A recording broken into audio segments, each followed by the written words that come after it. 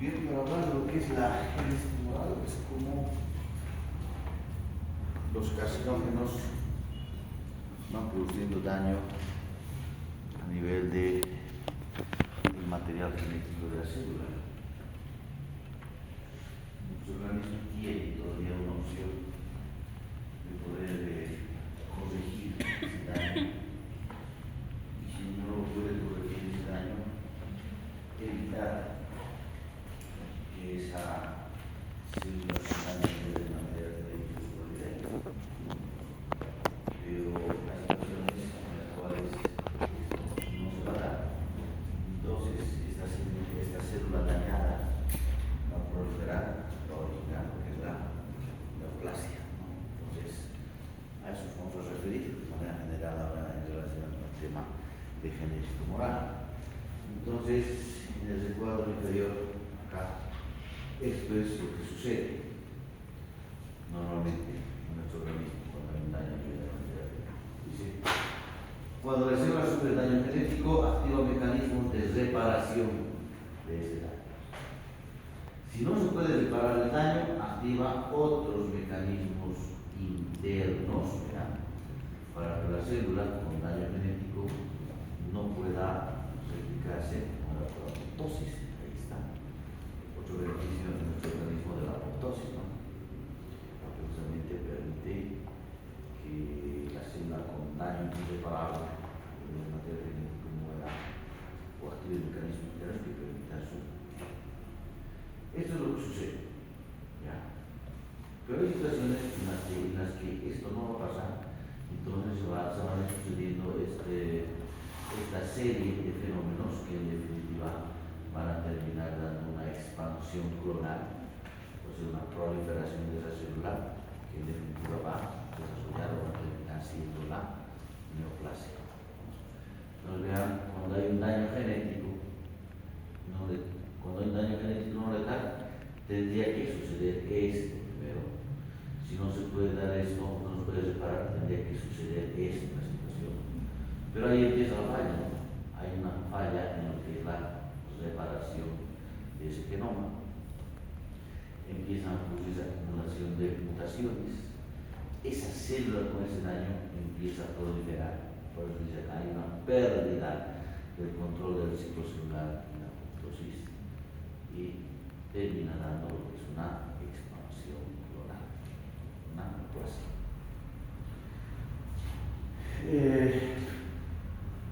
Entonces, cuando hablamos de los carcinógenos, justamente son aquellas, diferentes tipos de carcinógenos, pueden ser agentes biológicos, pueden ser sustancias químicas, pueden ser factores físicos, que van a producir justamente daño a nivel de ADN o a nivel de ARN en estas células. Varios carcinógenos o bioquímicos, sustancias químicas, si se pueden mencionar desde el alcohol. El alcohol está relacionado con más de 20 neoplasias en nuestro organismo. Empezando, por ejemplo, es un factor de riesgo importante en el cáncer de cavidad bucal, un factor de riesgo importante en lo que es el cáncer de esófago, cáncer de estómago, cáncer de colon, cáncer de vesícula biliar, cáncer de hígado. Factores físicos, lo más común. ¿Cuál es el factor físico más común? Conocemos como carcinógeno.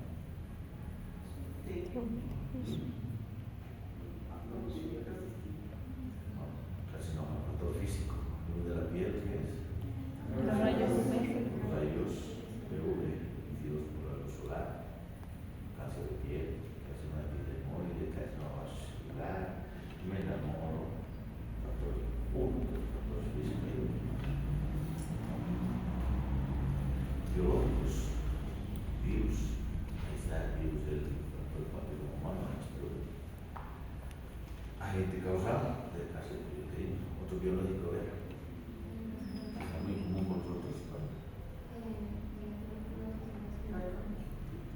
Los no es clásico, es una patología crónica.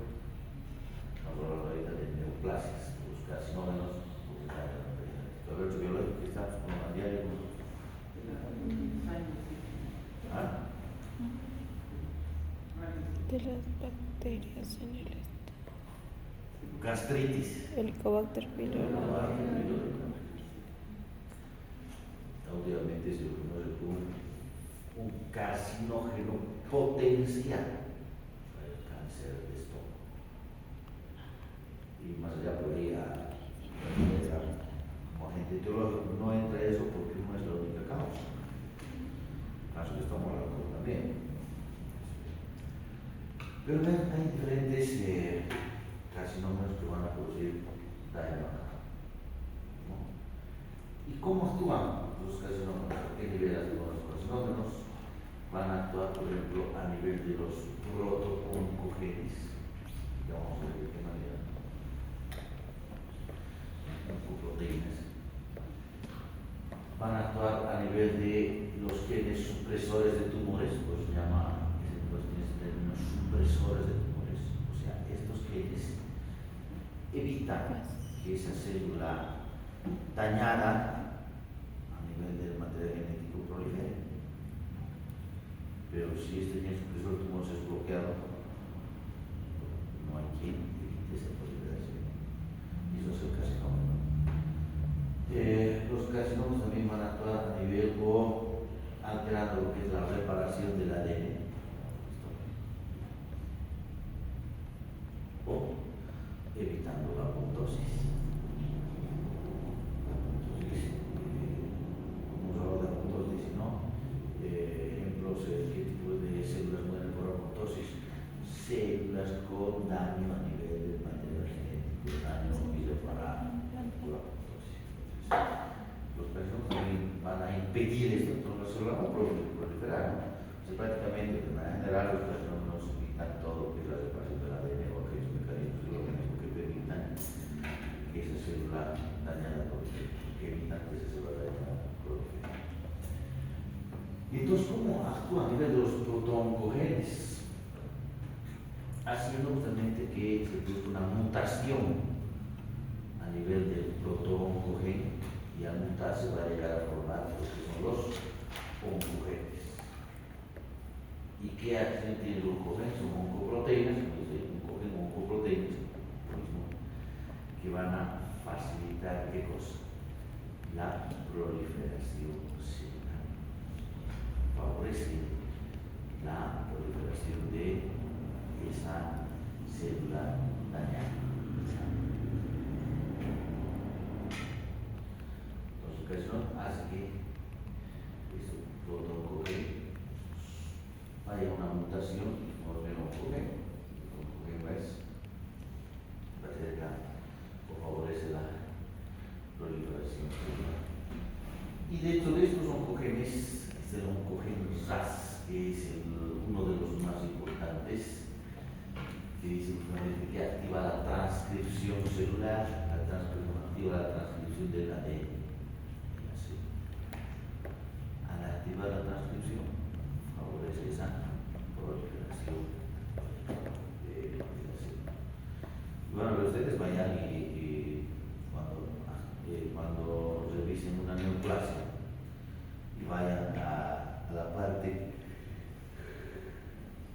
de esas neoplasias que dice relacionado a la etiopatogenia de esas neoplasias, muchas de esas dicen, ¿no? Por una mutación de este gen. ¿Ya? O sea, es un oncogen, es una oncoproteína que ha mutado por la acción de este carcinógeno, se convirtió en un RAS. 20%, 15 a 20% de los tumores humanos tienen esta mutación a nivel de este gen.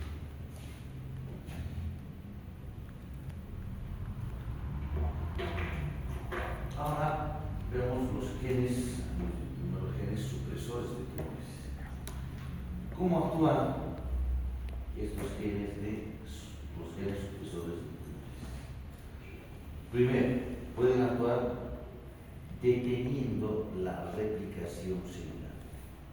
Detienen la replicación de esa célula dañada. Pueden hacer eso. O pueden hacer otro proceso, inducen la diferenciación celular. Cuando una célula ya está diferenciada, ya está madura, ya no puede dividirse. Por eso es que, por ejemplo, en el caso del virus del papiloma humano, donde actúa a qué nivel, porque el epitelio escamoso, cuando hablamos del epitelio escamoso en el cuello uterino, tenemos diferentes tipos de células en ese epitelio escamoso. Tenemos las células del estrato basal, células del estrato parabasal, células del estrato intermedio y células del estrato superficial. Las células del estrato intermedio y superficial son las maduras que ya nos van a dividir. ¿Cuáles son las que se dividen? Las del estrato basal. Entonces, el virus del papiloma tiene que llegar, tenemos que intervenir con la parte molecular, tiene que llegar hasta esa célula de la capa basal, que es la que se divide. Infecta esa célula de la capa basal y esa célula de la capa basal que se divide, que prolifera y obviamente después viene lo que es la lesión maligna, si no se controla la lesión maligna. Entonces, no actúa en las capas superficiales. Actúa, pero el efecto es compatible viral, pero lo importante es su acción en las capas basales del HPV, por esa característica. Entonces, ¿cómo llegan hasta esas capas basales? Entonces es importante el daño a nivel del epitelio. Pues las mujeres más susceptibles a la infección por HPV son aquellas mujeres que aquellas infecciones crónicas, porque las capas superficiales están dañadas. Puede penetrar el virus, pasar. Otras escoraciones que se pueden dar en estas capas superficiales que hace que el virus llegue a Entonces, cuando la célula está diferenciada, no puede dividirse, no puede proliferar. Entonces, los genes supresores tumores pueden actuar también de esa manera, haciendo que esa célula madure y ya no pueda dividirse. O pueden promover la apoptosis, ya hemos dicho, ¿no? Promover la apoptosis, entonces se da un daño a los mecanismos internos que hacen que mueran por la apoptosis, o pues son capaces de inducir la separación del ADN. Entonces, hay 4 etapas, 4 mecanismos por los cuales puede este gen supresor de tumores separar ese ADN. Si no lo puede hacer, pues tiene la última opción, como decir, la última carta, o el as bajo la manga, si es que no puede separar ese gen, que es justamente hacer que ese celular muera por la apoptosis. Entonces, de esa manera, estos genes supresores de tumores actúan evitando que se produzcan las neoplasias, evitando que esa célula dañada llegue a formar en definitiva una neoplasia. Entonces, si hay una mutación, hay un bloqueo en la expresión de estos genes, pues no se puede dar ninguno de estos mecanismos y se formará la neoplasia. Dentro del gen expresor de tumores, el gen pasamos ahí, el gen TP53, TP53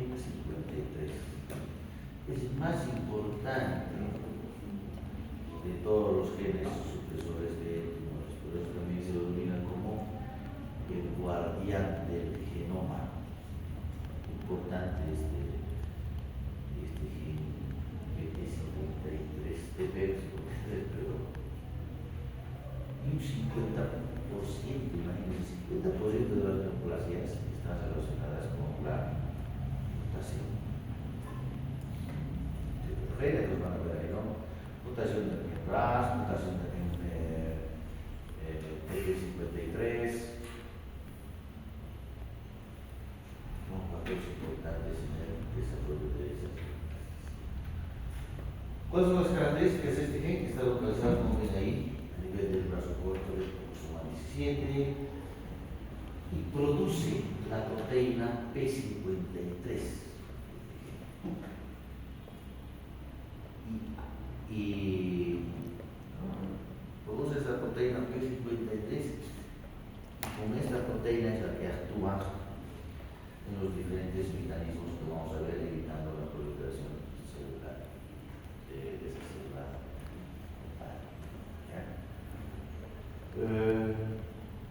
Vean, funciona dice, como un factor de transcripción activándose ante determinados sucesos. O sea, cuando hablamos de esta etapa,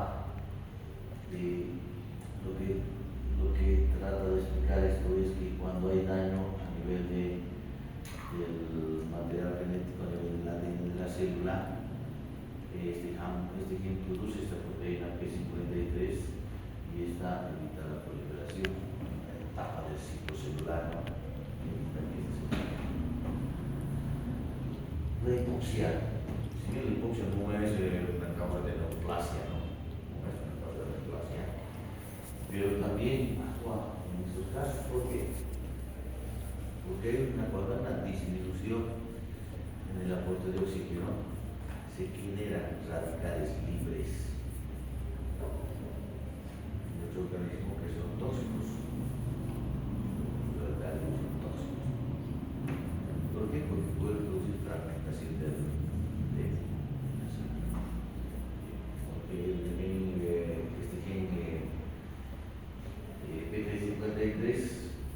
TP53, pues cuando hay material dañado, cuando hay fragmentación de este material, pues va y lo repara. Como decía, el 50% de los tumores humanos tienen mutaciones en el TP53. 50%. Es un porcentaje elevadísimo.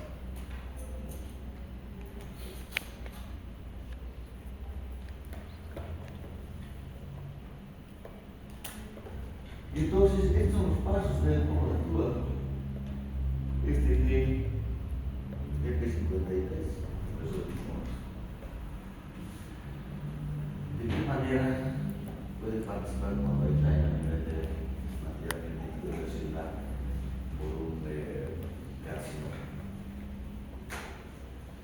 Dice, cuando hay daño, este gen se activa en la activación de este gen TP53 y se une al ADN de la célula buscando justamente dónde se produce ese daño, dónde se produce esa fragmentación del material genético para ir y lograr su reparación, ¿no? Y dependiendo de ese del daño, de la gravedad del daño, del tipo de roto que se da en el material genético, puede actuar por diferentes mecanismos. Puede hacer que la célula entre en un estado de senescencia. ¿Qué significa el estado de senescencia? Es una situación en que la célula queda ahí prácticamente inmovilizada. Una célula estática, que no puede proliferar, que no puede madurar, no puede dividirse, no puede tener una célula ahí. Vale, término congelada y termina muriendo en última instancia. Eso es. O puede activar a la proteína P21. Justamente a través de esta proteína P21 es la que permite que se detenga el ciclo celular en una fase G1, una fase G1, donde ya o no permite que se suele dañar se vive. O otra acción, otra manera de actuar es activando la proteína GAT45.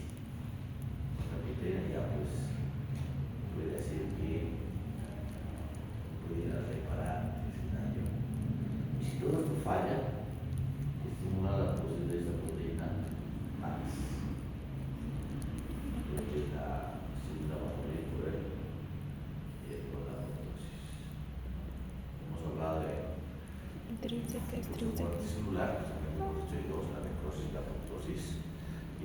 que hay justamente sustancias proapoptóxicas y las antiapoptóxicas. ¿Cuáles son las proapoptóxicas? Ya. La APA y la PAX. Entonces, ¿qué hace esta proteína VAX y la VAC? Forma unos canales a nivel de la membrana de la mitocondria para que salga el citocromo C hacia el citoplasma y entonces ya va a jugar con las caspasas, ¿no? Que son las que van a derivar la circulación hormonal por apoptosis, pero vean, ese es el mecanismo. ¿Y la antiapoptósica cuál es? ¿No? Bien, entonces ese es el mecanismo. Entonces vean, este es justamente como les decía, ¿no? La última opción que tiene. Como en muchos casos, ¿no? Nuestra última opción es el estado de sitio, pero hasta ahora no pasa nada con lo que ya lo ha agotado los mecanismos, entonces es la última opción, ¿no? Para evitar que ese daño se proceda.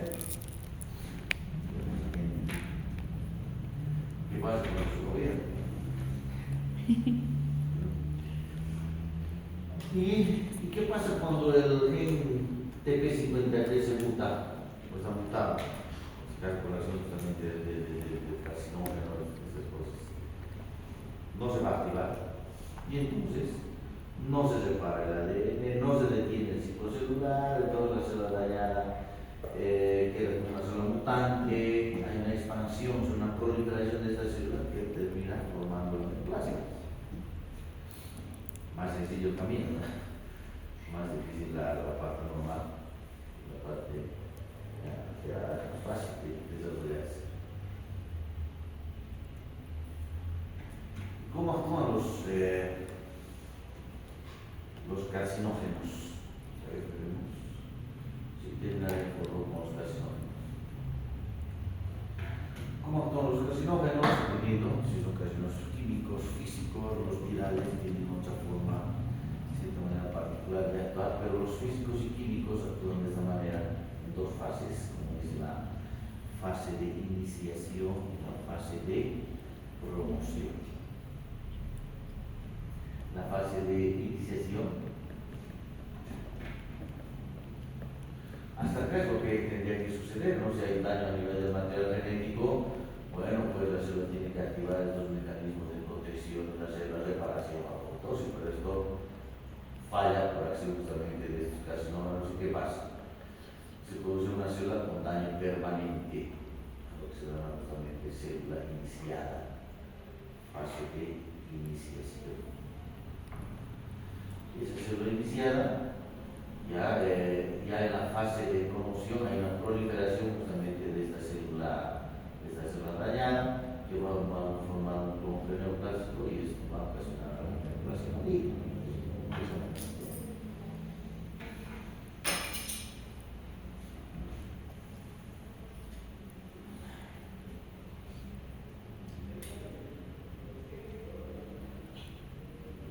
En los carcinógenos virales, ejemplo del virus del papiloma humano, como actúa produciendo el cáncer, acá produce dos proteínas. Por un lado puede producir la proteína E6, por el otro lado produce la proteína E7. ¿Qué hace la proteína E6? Como están viendo, bloquea la acción del gen TP53. Entonces ya saben lo que sucede, hay una inhibición de los mecanismos de protección de la célula y pues esa célula dañada prolifera, ¿no? Para terminar formando el cáncer. Si va por otra vía, en este carcinógeno del HPV produce la proteína E7. Esa proteína E7, por un lado, bloquea a la proteína P21. ¿Qué hace la proteína P21? Detiene el ciclo celular. Está bloqueada, esa célula va a proliferar. Además de eso, la proteína E7 inhibe al gen RB, que es el gen retinoblastoma. El gen retinoblastoma, que también es un gen supresor de linfocitos. Al inhibirlo, pues no hay quien pueda activar esos mecanismos de protección en la célula y entonces se va a dañar el prolifero, ¿no? Que eso ya no es neoplasia. Pues por eso que por diferentes caminos se puede llegar a la neoplasia, ¿no? Lo importante habían sido esos genes supresores del tumor, especialmente el gen TP53, cómo actúa, de qué manera, y por eso justamente se llama el guardián del genoma. Tiene serie de mecanismos que pueden evitar que esa célula dañada por el